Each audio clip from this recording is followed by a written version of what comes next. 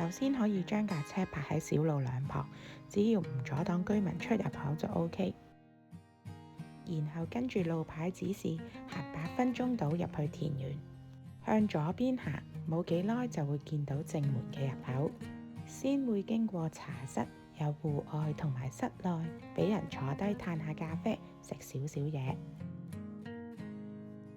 主要都係食輕食嘅包點，價錢合理，同出邊街食差唔多。而鬱金香活動就喺佢嘅右手邊。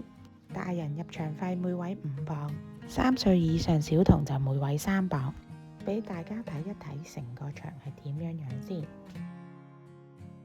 五顏六色唔同品種嘅鬱金香，大約都有成10幾行。唔睇都唔知道，原來鬱金香有咁多款顏色，有啲係單反，有啲係雙反添。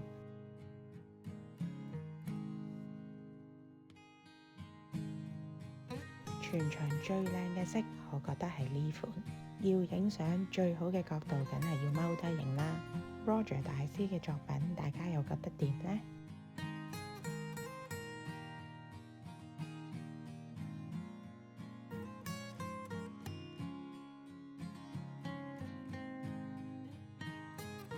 有個風車喺度做背景，自己可以 FF 幻想去咗荷蘭下啦。俾咗入場費，大家記住要影多啲靚相同埋拍多啲片啊！